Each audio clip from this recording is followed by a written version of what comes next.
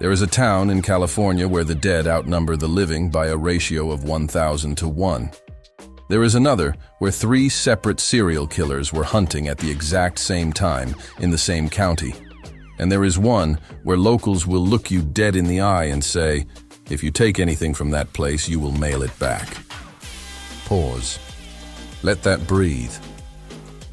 Now here is the thing. Before you write this off as internet folklore dressed up for clicks, don't. Every single location on this list is real. Real crimes, real history. Real residents who have lived inside these stories long enough to stop talking about them. These are not haunted house tourist traps selling tickets for $20 a head. These are American towns with reputations carved out by tragedy, isolation, and the kind of history that does not wash off in the daylight. And the final town on this list? It looks like a postcard. A perfect, untouched postcard, until you find out what is suspended underneath all of it. Number 10. Colma. The town where the dead run the numbers. Here is what nobody tells you about Colma. It has roughly 1,500 living residents. It has over 1.5 million buried ones. In the early 1900s, San Francisco made the calculated decision to relocate its cemeteries south of the city. Colma became the destination. The dead did not get a vote. You can drive through Colma for blocks and see nothing but headstones stretching in every direction. The fog settles low there, lower than it has any right to, and the silence is the kind that makes you aware of your own breathing. Locals will tell you it is fine during the day. At night, entire roads are flanked on both sides by graves, and there is not a single lit storefront to break that up. It is not haunted. It is just math. And the math is deeply unsettling. Number 9. Benicia. Where the Zodiac began, 1968. Lake Herman Road, just outside Benicia. 2 teenagers were shot and killed in what would become the first confirmed killings attributed to the Zodiac Killer. The case has never been solved. The killer was never identified. And those back roads outside Benicia, isolated, dark, cutting through nothing, are still exactly what they were on that night in December. Here is the thing. Locals do not bring this up unprompted. They know. They grew up knowing. But there is a particular discomfort that comes with living at the origin point of one of America's most notorious cold cases. Benicia looks like a quiet waterfront town. And underneath that, it is the place where the Zodiac chose to start. Number 8. Santa Cruz, the serial killer capital of the world. In the 1970s, Santa Cruz County earned a label that no city wants. At one point, it was called the murder capital of the world. That is not dramatic exaggeration. That is what journalists were printing. Herbert Mullen, Edmund Kemper, John Linley Frazier. 3 separate killers operating in the same geographic area during overlapping periods. Law enforcement at the time described it as something they had no framework to process. But here is what nobody tells you. Santa Cruz recovered. It rebranded. It became the Surf Town, the Boardwalk Town, the University of California Town. And it worked. Tourists flood the beach every summer without a second thought. The dense redwood forests above the city, the mountain roads that go dark fast, the fog that comes in and swallows sound whole. Those have not changed. The setting is identical. Only the awareness of it has been buried. Number 7. Isla Vista, the college town that changed overnight. Isla Vista is a small coastal community adjacent to UC Santa Barbara. In 2014, a mass killing shook this neighborhood to its foundation. 6 people died, 14 others were injured. What makes Isla Vista particularly disorienting is its structure. High turnover population of students cycling in and out every few years. A reputation for parties and beach culture. And a cliffside geography that creates natural isolation. During university breaks, entire blocks go silent. The streets empty in a way that feels sudden. It is not a ghost town. But there are moments when it operates like one, and the weight of what happened there sits underneath the surface of every ordinary Tuesday. Number 6. Forest Hill. The bridge above the dark. The Forest Hill Bridge is one of the highest bridges in the state of California. It rises 730 feet above the North Fork of the American River.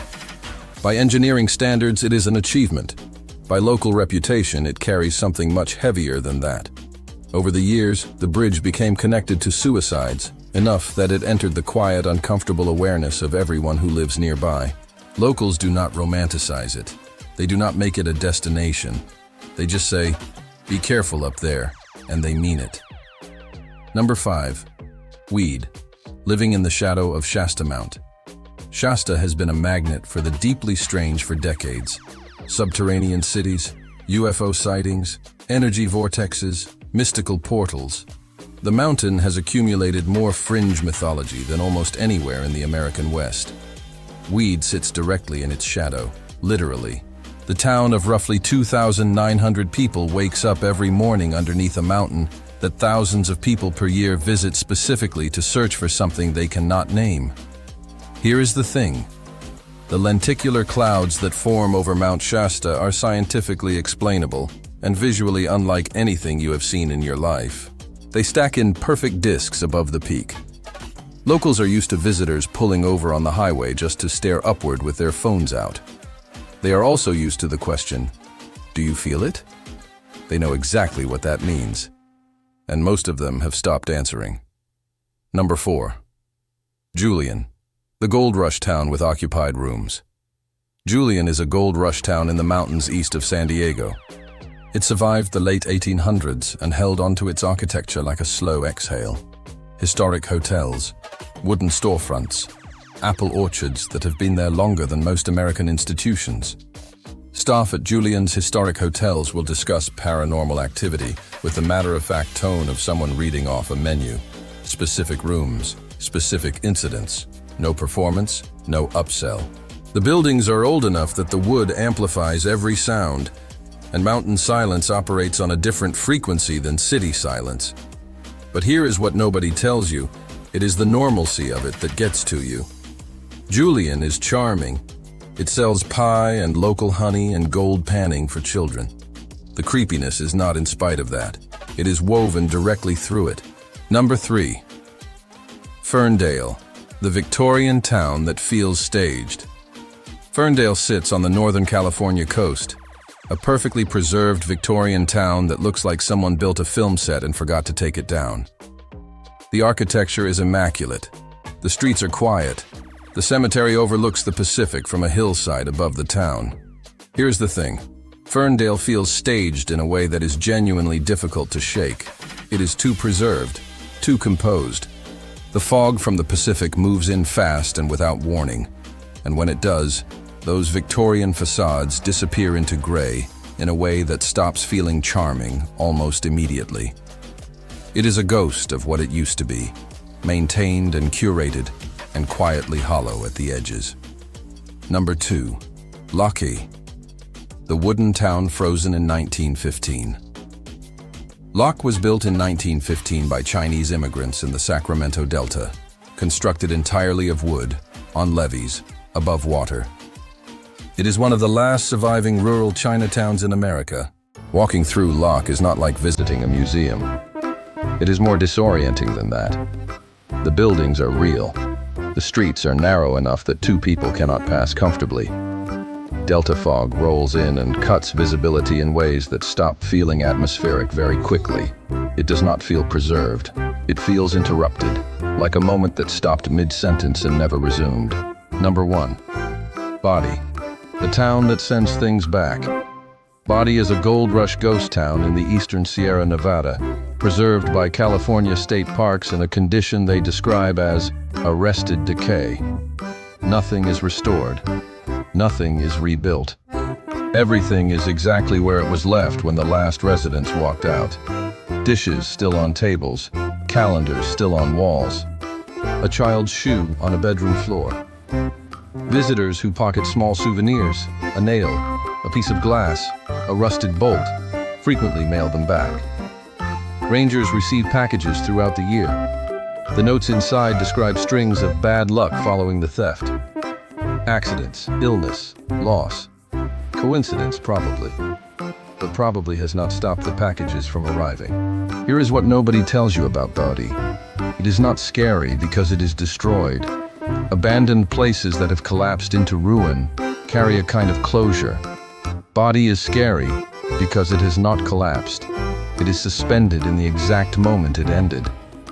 And there is no rational framework for why that is so profoundly wrong feeling until you are standing inside it. What makes a town creepy is rarely one dramatic thing. It is accumulation. It is isolation, compounding history, compounding silence until the daylight stops being enough to neutralize it.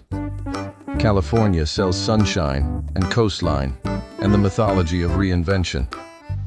But tucked between the postcards are places shaped by things that do not get rebranded away.